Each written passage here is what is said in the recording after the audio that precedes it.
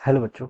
Let's read this question. So this question says a disk of radius capital R with uniform positive charge density sigma is placed in the xy plane with the center at the origin.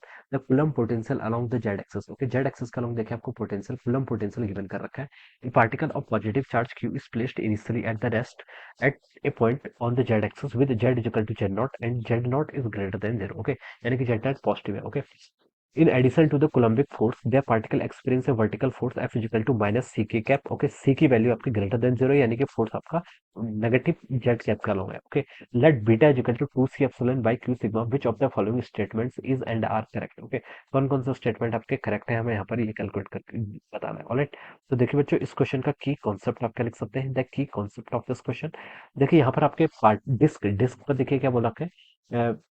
जिसका देखिए आपको कुलम्बिक potential दे रखा है. Okay, the coulombic potential along the Z axis given कर रखा है और एक फोर्स आपका ये भी लग रहा है. ओके, और एक पार्टिकल को देखिए हमने जिसका चार्ज क्यू है इस प्लेस आपको ओरिजिन पर रखा हुआ है. Okay, okay, Q is placed initially at rest at a point on the z axis. Okay, ये आपका देखिए रेस्ट पर रखा हुआ है z is equal to Z not पे और ये जेड नॉट के आपका ग्रेटर देन जीरो है. ओके, और बोला गया कि in addition to coulombic force एक वर्टिकल फोर्स लग रहा है आपका डाउनवर्ड डायरेक्शन. ओके, कौन सा स्टेटमेंट करेक्ट है हमें ये बताना है. तो देखिए बच्चों यहाँ पर पार्टिकल पर आपके दो फोर्सेस लग रहे हैं. ओके, एक फोर्सेस तो आपका F इजिकल टू माइनस सी के लग रहा है वर्टिकल फोर्स और एक फोर्स का लग रहा है आपका कुलम्ब फोर्स. ओके, तो इस क्वेश्चन का की कॉन्सेप्ट आप देखिए कुलम्ब फोर्स लिख सकते हैं. कुलम्ब फोर्स देखिए किसके इक्वल होगा.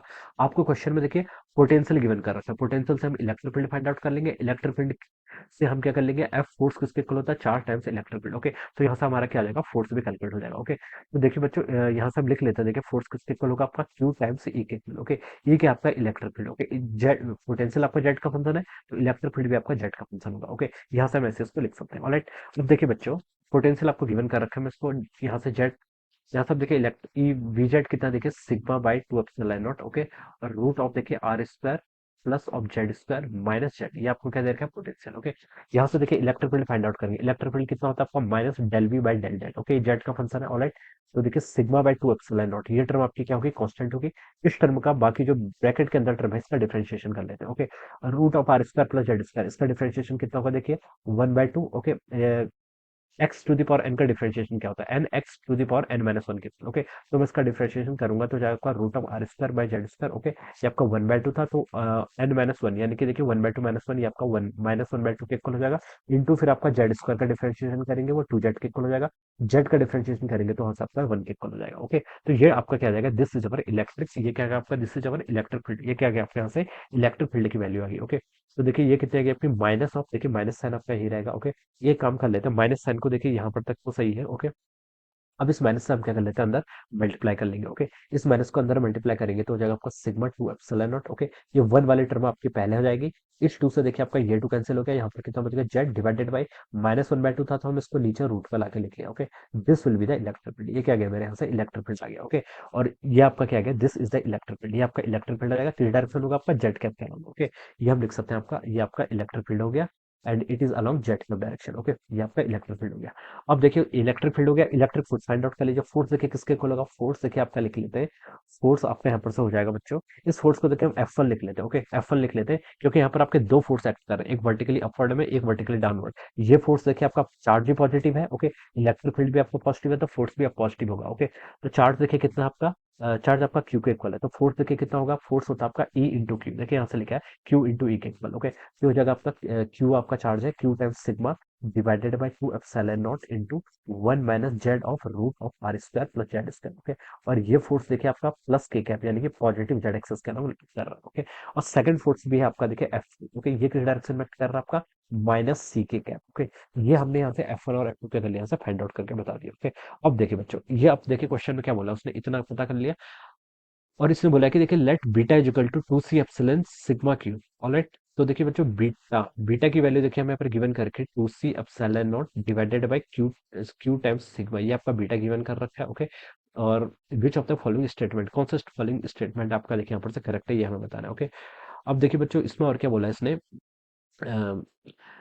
देखिए पहले हम क्या कर लेते हैं, पार्टिकल ऑप्शंस को देख के पहले हम इक्विलिब्रियम पोजीशन फाइंड आउट कर लेते हैं। क्या कर लेते हैं, equilibrium position find out. Okay, equilibrium position, देखिए इक्विलिब्रियम पोजीशन क्या होगी, जब आपका F1 और F2 फोर्स कितना, देखिए F1 और F2 का मैग्नीट्यूड अगर इक्वल हो जाएगा तो हम बता सकते हैं कि that will be the equilibrium force, क्योंकि पार्टिकल पर नेट फोर्स क्या हो जाएगा, जीरो हो जाएगा। F1 फोर्स वर्टिकली अपवर्ड लग रहा है, F1 फोर्स क्या है, this is our F1, okay, vertically upward direction में लग रहा है किसी पार्टिकल पर, ओके, ये पार्टिकल है आपका, ओके। और F2 फोर्स क्या लग रहा है, सो वर्टिकली डाउनवर्ड डायरेक्शन में लग रहा है, ओके। और ये पोजीशन आपकी Z is equal to Z not पर गिवन कर रखा है, कितना, Z is equal to Z not पर यहाँ पर ऐसे पार्टिकल रखा हुआ है, ओके। तो यहाँ से हम क्या बता सकते हैं, इक्विलिब्रियम के करस्पॉन्डिंग ये दोनों फोर्सेस क्या होने चाहिए, आपके इक्वल हो जाने चाहिए। तो मैं इन दोनों को इक्वल कर लेता हूँ, ओके।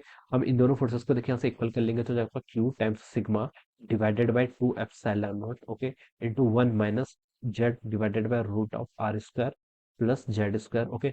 ये किसके इक्वल हो गया आपका, ये आपका सी के इक्वल हो जाएगा, ओके। के नहीं लिखना है, ये अपवर्ड है डाउनवर्ड है इक्विलिब्रियम में, जस्ट सिर्फ इतना लिख लेते हैं, ओके। यहाँ से देखिए आपकी क्या कंडीशन आएगी, यहाँ से हम देखिए क्या लिख सकते हैं, क्वेश्चन में देखिए हमें गिवन कर रखा है बीटा, बीटा की वैल्यू 1/4 के इक्वल दे रखी है, ओके।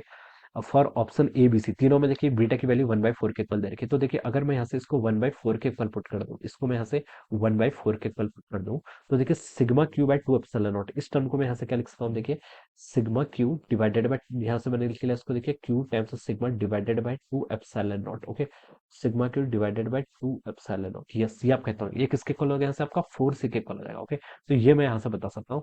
तो इस टर्म को देखिए मैंने यहाँ से 4 सी के इक्वल लिख लिया। मैं देखिए ए बी सी तीनों ही ऑप्शन से यहाँ से चेक हो रहे हैं, क्योंकि तीनों ऑप्शन में बीटा की वैल्यू आपको 1/4 लेनी है, ओके।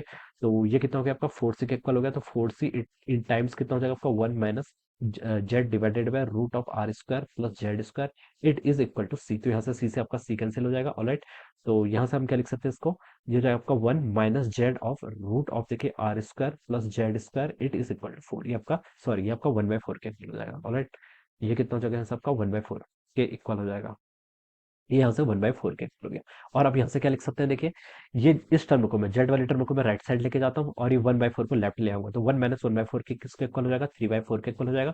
और ये आपका जेड डिवाइडेड बाय कितना हो गया, root of R square plus Z square, ये टर्म इतनी हो गई, ओके। अब दोनों साइड स्क्वायर कर लीजिए, यहाँ पर क्या हो जाएगा 9/16, 3/4 का स्क्वायर लेफ्ट साइड में कितना हो जाएगा 9/16। तो मैंने इसको देखिए यहाँ से next step 9/16 it is equal to देखिए जेड स्क्वायर डिवाइडेड बाय कितना हो जाएगा R square plus Z square equal हो जाएगा, ओके। यहाँ से आपका देखिए क्या लिख सकते हैं, 9r² plus 9z² is equal to 16z², okay. तो देखिए लेफ्ट साइड में मैंने क्या लिख लिया, आपका 9r² हो गया, ओके। और क्या था आपका 9z² था, और वहां पर राइट साइड में आपका 16z², तो मैं 16 माइनस 9 कर लिया, तो 7z² को मैंने यहाँ पर ऐसे लिख लिया, ओके। तो मुझे यहाँ से देखिए जेड की वैल्यू चाहिए थी, तो जेड की वैल्यू मुझे यहाँ से पता चल गई, Z square by R square की वैल्यू, जेड स्क्वायर को देखिए क्या लिख सकते हैं यहाँ से 9/7 r², सॉरी 9/7 r, ओके। और इसका आप क्या कर लीजिए, यहाँ से रूट कर लीजिए, इसका क्या कर लीजिए, आपका रूट कर लीजिए, ओके। प्लस माइनस दो वैल्यूज आएंगी, ओके, रूट की, ओके। तो यहाँ से देखिए आपका रूट ऑफ 9/7 को अगर कैलकुलेट करेंगे, तो ये आपका देखिए 9/7 आपका, 9/7 देखिए आपका ये आपको 1.13 के इक्वल आ रहा है, कितना आ रहा है आपका 1.13 आ रहा है। This is the value of Z, ये क्या आपके आगे आपकी, this is the value of Z, ये आपकी जेड की वैल्यू आ गई, ओके। अब क्वेश्चन पर देखिए स्टार्ट करते हैं, ये हमने फाइंड आउट कर लिया, ओके। तो देखिए अब हम यहाँ से क्या बताते हैं, जब आपका जेड 1.13 आर के ग्रेटर होगा, तो देखिए ये आपकी इक्विलिब्रियम पोजीशन है। जब आपका जेड इससे क्या होगा, ग्रेटर होगा, तो हम देखिए यहाँ से क्या बता सकते हैं, इस ये हमने इक्विलिब्रियम पोजीशन फाइंड आउट कर ली। अगर आपका जेड क्या होगा, इससे आपका ग्रेटर होगा, तो उस केस में देखिए हम क्या बता सकते हैं आपका, तो जब जेड देखिए यहाँ से आपका 1.13 से ग्रेटर होगा, तो यहाँ पर से देखिए इस एक्सप्रेशन में देखिए, देखिए ये आपका F1 है, ओके, 4 से आपका F1 है। अगर देखिए ये एक्सप्रेशन, देखिए F1 को एक्सप्रेशन देख के पता चल रहा है कि इस फंक्शन की मैक्सिमम वैल्यू कितनी होगी, देखिए Q sigma by two epsilon not इसकी मैक्सिमम वैल्यू होगी, ओके। उसके बाद देखिए ये फंक्शन आपका देखिए 1 माइनस है, तो ये फंक्शन आपका डिक्रीज, अगर आपकी जेड की वैल्यू पॉजिटिव है, ओके। जेड की वैल्यू अगर आपकी पॉजिटिव होगी, तो ये वाला, ये जेड की वैल्यू पॉजिटिव होगी, तो ये आपका 1 माइनस होगा, 1 माइनस पॉजिटिव कितना होगा, 1 से लेस होगा। तो जो आपकी F1 की वैल्यू होगी वो Q sigma by two epsilon not से ऑलवेज ग्रेटर होगी, ओके। ये हम यहाँ पर से ऐसे बता सकते हैं, ओके। ये देखिए ये इक्वेशन आपके बहुत सिमिलर है, this equation is similar to the charging of capacitor से सिमिलर है, ओके। मैक्सिमम देखिए इसकी वैल्यू इस फंक्शन की कितनी हो सकती है, अगर हम मैक्सिमम मिनिमा से भी इसको फाइंड आउट कर सकते हैं, इस फंक्शन की maximum value Q sigma by two epsilon not की इक्वल होगी। जेड की वैल्यू अगर आप इंक्रीज करेंगे, तो F1 की वैल्यू देखिए 1 माइनस है, तो इसलिए आपका क्या करेगा, डिक्रीज करेगा, ओके। तो देखिए जब आपकी जेड की वैल्यू देखिए 1 पॉइंट, यहाँ से मैं क्या लिख सकता हूँ, जब आपकी देखिए यहाँ से मैं रिजल्ट बना लेता हूँ अपना, जब देखिए आपकी जेट की वैल्यू 1.13 आर से क्या होगी, ग्रेटर होगी। इस केसेस में देखिए मैं क्या बता सकता हूँ, आपका F1 क्या होगा, आपका लेसर होने लग जाएगा। ओके, F1 और F2 क्या थे, इक्विलिब्रियम पोजीशन पे थे जब आपका देखिए जेड इजिकल टू 1.13 आर था। लेकिन जब हम इस वैल्यू को इंक्रीज करेंगे तो ये फंक्शन F1 की वैल्यू क्या करेगी, F1 की वैल्यू आपकी नीचे हो जाएगी। तो हम बता सकते हैं आपका F2 क्या करेगा, डोमिनेट करेगा और F2 will be greater than F1, ये बता सकते हैं। और अगर आपकी जेड की वैल्यू देखिए लेसर देन 1.13 आर से होगी, ओके, लेसर देन 1.13 आर के इक्वल होगी, उस कंडीशन में बता सकते हैं आपका F1 वाली टर्म क्या करेगी, फिर डोमिनेट करेगी and F1 will be greater than F। Okay, ये हम यहाँ पर से ऐसे फाइंड आउट करके बता सकते हैं। ओके, ध्यान रखना है जेट पॉजिटिव है। ओके, क्वेश्चन ने बोला भी देखिए ऑप्शन में जेट नॉट की वैल्यू देखिए आपको 25/7, 3/7 सारी वैल्यूज की आपकी पॉजिटिव दी हुई है। Okay, A B C D चार ऑप्शन में आपको पॉजिटिव वैल्यू दी गई है। ओके, तो हम यहाँ से ये बता सकते हैं। अब देखिए बच्चों ऑप्शंस में मूव करते हैं। ए ऑप्शन क्या लिखा है देखिए, फॉर बीटा इजिकल टू 1/4, उसी के लिए केस लिया है। Z is equal to 25/7 R. Okay, 25/7 R किसके इक्वल होगा, 25/7 की वैल्यू होती है आपकी देखिए, पाई की वैल्यू होती है 22/7, 3.14, यानी कि इसकी वैल्यू 3.1 से और ज्यादा होनी चाहिए। तो हम बता सकते हैं कि ये आपका ये वाला केस है, जेड ग्रेटर देन 1.3। तो एफ यहाँ पर देखिए आपका हो जाएगा, दिस इज यहाँ पर आपका F1 होगा। ओके, तो इस केस में देखिए हम क्या बता सकते हैं, आपका F2 क्या होगा, आपका ग्रेटर देन हो जाएगा F1 से।